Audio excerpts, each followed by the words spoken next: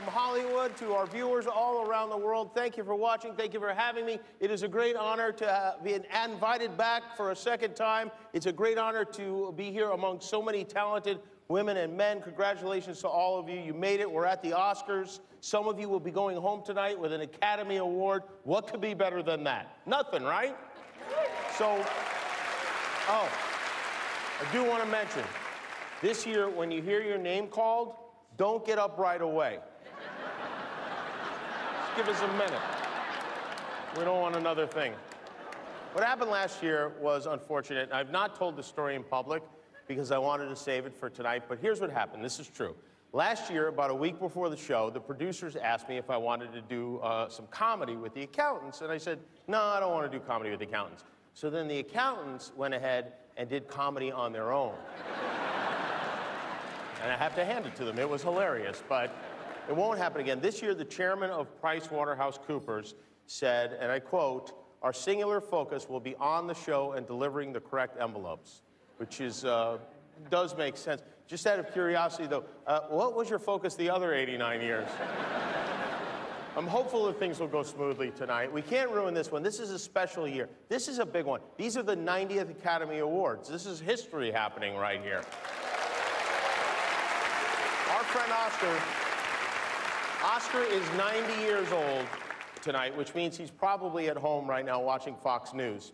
Of course, no, Oscar is here with us. After all the years, after all the awards given for achievements in show business, Oscar is still #1, no question about it. Oscar is the most beloved and respected man in Hollywood, and there's a very good reason why. Just look at him. Keeps his hands where you can see them. Never says a rude word, and most importantly, no penis at all. He is literally a statue of limitations, and that's the kind of men we need more of in this town. Here's how clueless Hollywood is about women. We made a movie called What Women Want, and it starred Mel Gibson. Kind of all you need to know. The Academy, as you're no doubt aware, took action last year to expel Harvey Weinstein from their ranks. There were a lot of great nominees, but Harvey deserved it the most. And, oh, that's nice. That's very sweet. So I'm sure he'll appreciate that applause. The Academy kicked him out, and after they did, I was curious, so I looked it up. You know, the only other person to be expelled from the Academy ever was a character actor named Carmine Corritti. In 2004, he was kicked out for sharing screeners.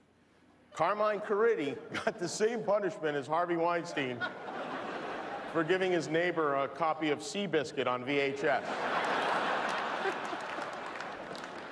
But what happened with Harvey and what's happening all over was long overdue. We can't let bad behavior slide anymore. The world is watching us. We need to set an example. And the truth is, if we are successful here, if we can work together to stop sexual harassment in the workplace, if we can do that, women will only have to deal with harassment all the time at every other place they go. Over the course of this evening, I hope you will listen to many brave and outspoken supporters of movements like Me Too and Time's Up and Never Again, because what they're doing is important. Things are changing for the better. They're making sure of that. It is positive change. This is a night for positivity, and our plan is to shine a light on a group of outstanding and inspiring films, each and every one of which got crushed by Black Panther this weekend. But that's okay. The success of Black Panther is one of many positive stories this year, especially for African Americans and Bob Iger. Black Panther and Wonder Woman were massive hits, which is almost miraculous, because I remember a time when the major studios didn't believe a woman or a minority could open a superhero movie. And the reason I remember that time is because it was March of last year. But this year we have a lot to celebrate. Ceilings have been shattered, ceilings in screenwriting. We have our first ever female nominee for cinematography, Rachel Morrison, which is historic. So many of tonight's nominees are making history. And in fact, if you are a nominee tonight who isn't making history, shame on you.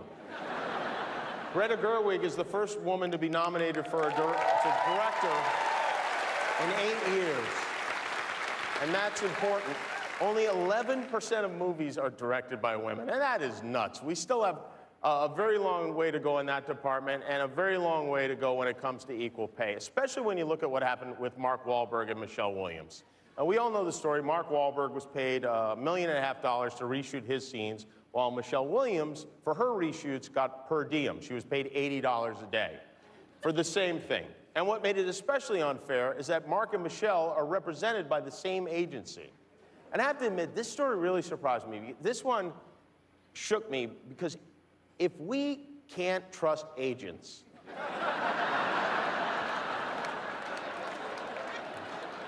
who can we trust? To his credit, Mark Wahlberg announced he would be donating all $1.5 million to the Time's Up Legal Defense Fund. Right. So I guess now the ball's in your court, Michelle. What are you going to do with that 80 bucks? In the meantime, triple congratulations are in order for the kid from Comedy Central, Jordan Peele, who had a huge success with his movie, Get Out. Jordan is only the third person in 90 years to be nominated for directing, writing, and Best Picture for his debut film. And what a debut it was. None other than President Trump called Get Out the best first 3 quarters of a movie this year. Margot Robbie had a great year, too. Margot scored her first nomination for her portrayal of Tanya Harding in I, Tonya, and was terrific. Whose kneecaps did Tanya Harding have to break to get this dream casting? Because, I mean, that was... If they made a movie about my life, best case scenario, I'd be played by Jim Belushi. Another exceptionally gifted young actor who is nominated for the first time is Timothée Chalamet, who looks very dashing tonight. Wow, look at that tux. Are you having fun, Timothy? This is a big deal. Timothy is missing Paw Patrol to be here tonight. Don't worry, Ryder and his team of pups saved the day, so. Timothy is the star of a small but powerful story called Call Me By Your Name, which did not make a lot of money. In fact, of the 9 Best Picture nominees, only 2 of them made more than $100 million. But that's not the point. We don't make films like Call Me By Your Name for money. We make them to upset Mike Pence. Right? Timothy is the youngest Best Actor nominee in almost 80 years, and on the other end of the abacus, we have our oldest acting nominee ever. The magnificent Christopher Plummer is 88 years old and still going strong. Chris, maybe this is not the place. There's something I want to be asking you. How does Lin-Manuel Miranda compare to the real Alexander Hamilton? And once again, right here in the front row, maybe the greatest actor of all time, Meryl Streep is here with us. She earned her 21st Oscar nomination. Meryl's film career started in 1977. The longest she ever went without being nominated was from 1992 to 1995. And that's only because those were the years she was in prison. And that, I think, is amazing. The most nominated movie tonight, a film that's up for 13 Oscars, is The Shape of Water, written and directed by Guillermo del Toro, a wonderful man. Congratulations, I'm very happy for Guillermo. You made a beautiful movie, and thanks to Guillermo, we will always remember this year as the year men screwed up so badly, women started dating fish. Okay, before we start handing out the awards, some history, because we're going to do things a little bit differently. The first Oscar ceremony lasted, and this is true, 15 minutes from beginning to end. And people still complain. But, so if you do win an Oscar tonight, we want you to give a speech, and we want you to say whatever you feel needs to be said. Speak from the heart. We want passion. You have an opportunity and a platform to remind millions of people about important things like equal rights and equal treatment. If you want to encourage others to join the amazing students at Parkland at their march on the 24th, do that. If you want to thank a favorite teacher, do that. Or maybe you just want to thank your parents and tell your kids to go to sleep. What you say is entirely up to you. You don't have to change the world. Do whatever you want. But with that said, this is a really long show. So here's what we're going to do. Not saying you shouldn't give a long speech, but whoever gives the shortest speech tonight will go home with Johnny, tell them what they'll win. It's a brand new jet ski. Cruise in comfort on the 2018 Kawasaki Ultra 310LX, the #1 choice for watercraft enthusiasts. Retail price, $17,999. Back to you, Jimmy.